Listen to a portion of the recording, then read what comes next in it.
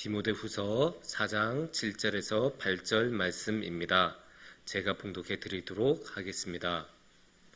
나는 선한 싸움을 싸우고 나의 달려갈 길을 마치고 믿음을 지켰으니 이제 후로는 나를 위하여 의의 면류관이 예비되었으므로 주 곧 의로우신 재판장이 그날에 내게 주실 것이며 내게만 아니라 주의 나타나심을 사모하는 모든 자에게도니라. 아멘. 사랑하는 성도님들, 우리 삶에서 이제 자동차는 빠지면 안 되는 그런 것이 되었죠.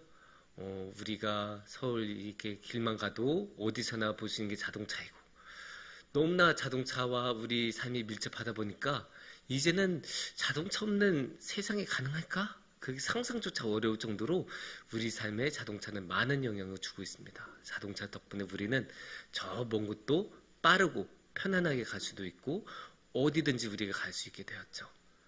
그러면 이 자동차가 그렇게 우리 삶에 참 중요한데, 이 자동차에서 가장 중요한 것은 무엇일까요?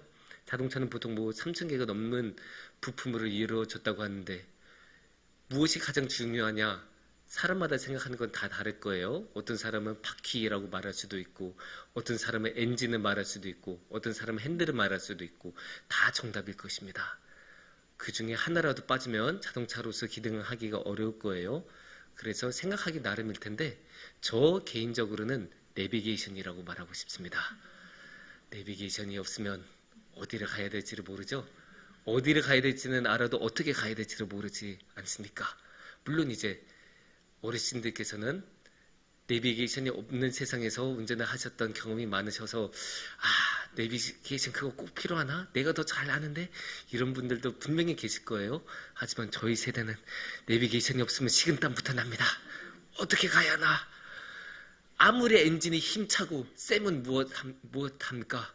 아무리 자동차가 빨리 가도 방향이 잘못되면 오히려 가려는 목적지에서 더 멀어지는 것 아닙니까?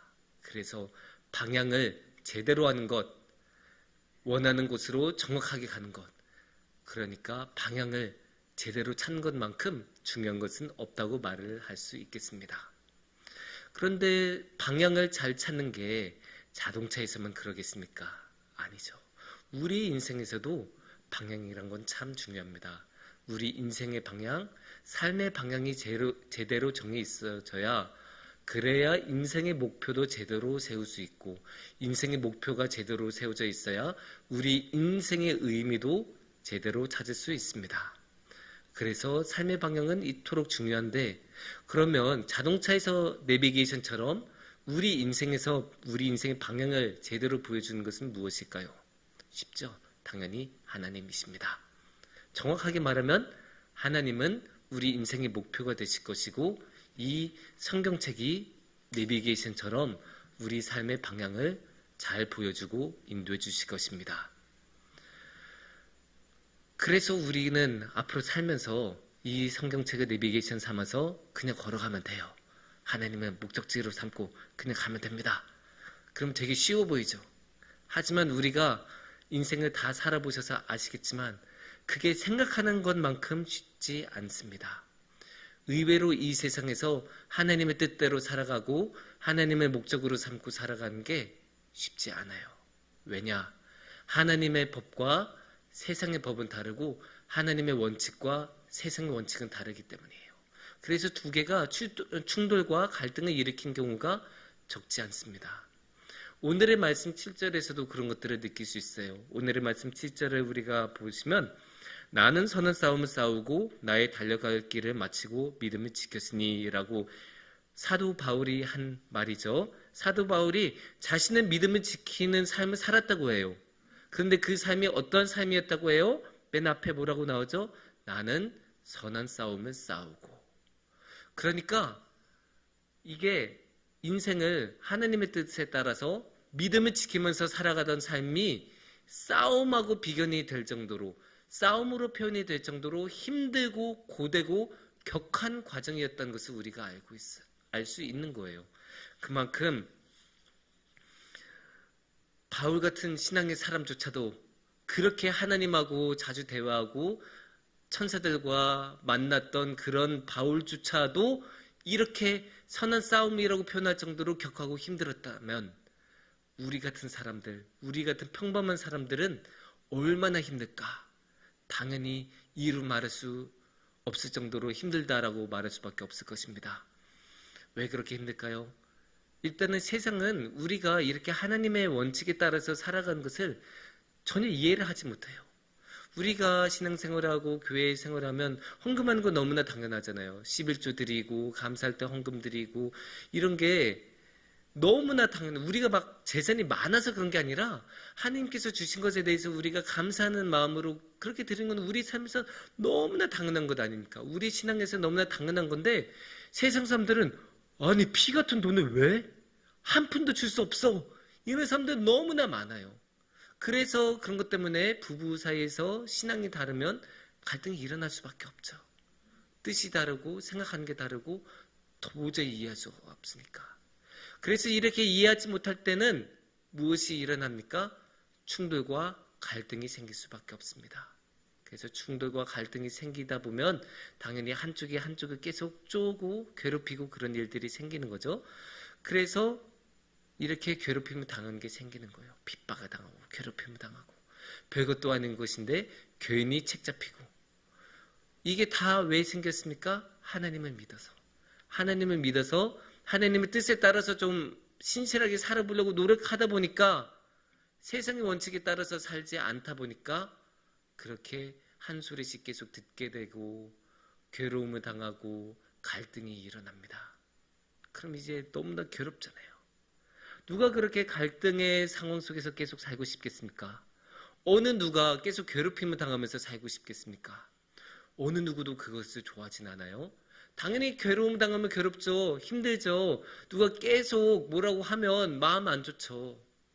그러면 당연히 사람은 그런 괴로움에서 벗어나고 싶어하고 그런 어려움에서 멀어지고 싶어하는 게 당연한 사람의 마음입니다. 그러면 간단하게 한번 생각해 보세요. 생각해 봅시다 한번. 이 모든 어려움 왜 생겨났다고 했죠? 하나님을 믿어서 생겨났다고 했죠? 그럼 우리가 거꾸로 한번 생각해 보죠. 우리가 만약에 하나님을 믿지 않는다면 어떻게 될까요? 최소한 이런 갈등은 없어지겠죠? 지금 이 모든 갈등은 하나님을 믿어서 생겼던 갈등이니까 하나님을 믿지 않았다면 이 세상하고 또는 이 세상의 다른 사람들하고 갈등이 일어날 이유가 없습니다. 그러면 어쩌면 평안하게 살아갔을지도 모르죠. 하지만 이렇게 평안하게 살아간다고 해서 우리가 행복했을까요? 그걸 우리가 조금 더 생각해 봐야 돼요. 우리가 갈등이 없어질 수는 있어요. 지금 당장의 괴로움은 없어질 수가 있어요. 하지만 하나님이 없어진다는 것은 결국 하나님께서 주신 삶의 의미도 없어진다는 거거든요. 그러니까 하나님께서 주신 삶의 방향성도 없어지고 삶의 목표도 없어지고 삶의 의미도 사라지는 거예요. 어쩌면 이 괴로움 속에서 사는 것보다 이 의미가 사라지는 게 더 힘들 수도 있어요. 왜냐? 삶의 의미, 삶의 목적이 없어지면 어디로 가야 될지를 모르는 거예요. 열심히 일을 해서 돈을 엄청 많이 벌어도 몇십억씩 통장에 쌓여 있어도 삶의 방향이 없으면 어디로 가야 될지를 모르는 거예요. 그 많은 돈을 가지고 뭘 해야 될지를 모르는 거예요. 그냥 그 돈만 많이 쌓아놓고 사는 거예요. 그 삶이 행복할까요? 그 삶의 의미가 없으면 지금 괴로운 일을 당하고 힘든 일을 당해도 그것을 이겨내는 게 너무 힘들어요. 아니 우리가 돈을 벌기 위해서 일하는 게 얼마나 힘듭니까? 그런데 삶의 의미가 없다면 그 괴로움을 견디면서 왜 내가 이 돈을 벌어야 되지? 이런 질문을 할 수밖에 없어요. 그리고 열심히 돈을 벌어봤자 쓸 때도 마땅치도 않고 어떻게 써야 될지도 모르니까 마음이 힘들고 흔들리고 그래서 어떻게 됩니까? 허무에 빠지게 됩니다. 허무에 빠지고 내가 뭘 하려고 이렇게 힘들게 살아왔을까? 그런 생각도 들고 그렇게 괴로워하고 힘든 사람들이 참 많아요. 이 세상은 정말로 많거든요. 이 허무는 우리 힘으로 도저히 채울 수가 없어요. 뭐 이걸로 한번 뭐 취미로 채워본다, 사람으로 채워본다, 뭐 이것저것 노력해봤지만 안 돼요. 왜냐? 취미는 한계가 있어요. 그냥 그 당시에는 즐거워도 조금만 지나면 그 즐거움은 그걸로 끝이에요. 사람한테는 배신만 안 당해도 다행이에요. 그만큼 사람한테 의지하는 것은 한계가 있어요. 그래서 사람은 이 허무함을 견디지 못하고 방황하기 마련이에요. 힘들어하고 어떻게 해야 할 줄을 모르고 괴로워하고. 그래서 이 허무함을 어떻게든 채우려고 해요. 그래서 사람이 사용하는 이 허무함을 채우려는 대표적인 수단이 뭐겠습니까? 돈이에요. 돈으로 이렇게 채우려고 해요.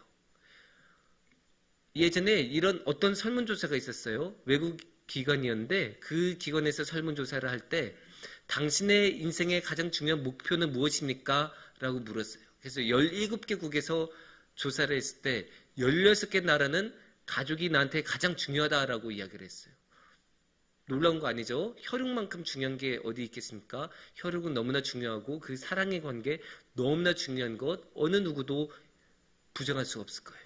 하지만 우리나라만은 가족이 1등이 아니었어요. 우리나라만 그 17개의 나라 중에서 물질적인 풍요를 1등으로 답변을 했어요. 물질적인 풍요. 그러니까 돈이 가장 중요하다라고 말을 했습니다. 그만큼 우리나라는 이미 그런 삶의 의미를 찾지 못하고 삶의 의미나 삶의 방향이나 삶의 목적을 잃어버린 채 어디로 가야 될지 모르는 그런 사회로 점점 변해가고 있다는 것을 우리가 알 수 있어요. 그렇게 힘들게 의미 없이 살아가는 모습이 과연 좋을까요? 그래서 우리나라의 사람들이 그렇게 많이 우울증에 빠지고 또 우리나라가 OECD 국가 중에서 자살률도 전체 1등이고 전 세계 국가에서 2등 아니면 3등을 다투는 게 우리나라의 자살률이에요.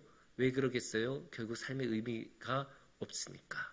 삶의 의미를 못 찾아서, 삶의 방향성을 못 찾아서, 삶의 목적이 없어져서 아무리 지금 살아가는 것도 너무나 힘들지만 이것을 견뎌야 될 이유도 없고 이것을 견뎌서 물질적인 풍요를 얻고 성공했을 때도 더 이상 얻는 게 없으니까 그걸로 행복하지 않으니까 사람들은 허무에 빠지고 의미가 없다는 것을 생각하면서 그렇게 어두운 길로 빠져나갈 수밖에 없습니다. 이렇게 생각을 하면 그래도 하나님을 믿고 사는 것이 낫지 않을까라는 생각이 듭니다. 비록 하나님을 믿고 사는 것 때문에 우리가 괴롭고 힘들고 핍박당하고 왕따당하고 한 소리 듣고 욕먹고 여러 가지 어려움을 당하더라도 그래도 하나님을 마음속에 품고 살아가면 그 어려움과 핍박당하는 와중에도 어둠 속에서 빛이 보이는 것입니다. 아무리 힘들더라도 나는 저기까지만 가면 돼 라는 마음을 가질 수 있는 거예요.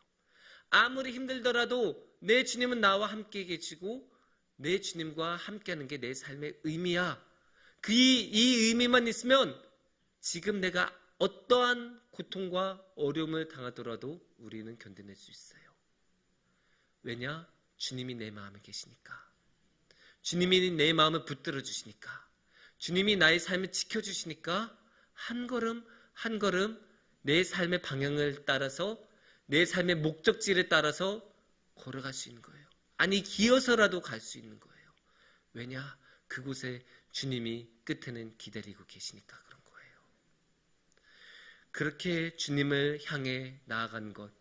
비록 이 세상에는 우리를 이해하지 못하고 우리를 조롱할지라도 최소한 우리는 뜨겁게 불타오르기라도 할 수 있죠.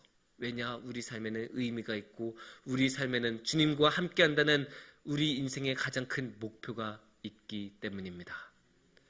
또한 이 인생의 목표는 또 하나의 큰 장점이 있어요. 그게 뭐냐? 이 인생의 목표가, 이 인생의 의미가 채워지는 순간, 달성이 되는 순간이 있다는 거예요. 우리가 8절을 우리가 한번 보시면 이렇게 나옵니다. 이제후로는 나를 위하여 의의 면류관이 예비되었으므로 주 곧 의로우신 재판장이 그 날에 내게 주실 것이며 내게만 아니라 주의 나타나심을 사모하는 모든 자에게도니라. 아멘. 그러니까 하나님께서는 의로우신 재판장께서는 무엇을 준비하신다고요? 의의 면류관을 준비하신다고 하세요. 그날 우리가 끝까지 하나님께 가고 또 가고 또 가서 그날에 이르면 그때는 우리가 우리의 모든 선한 싸움을 마치고 주님께 의의 면류관을 받을 수 있는 거예요. 얼마나 기쁜 일입니까?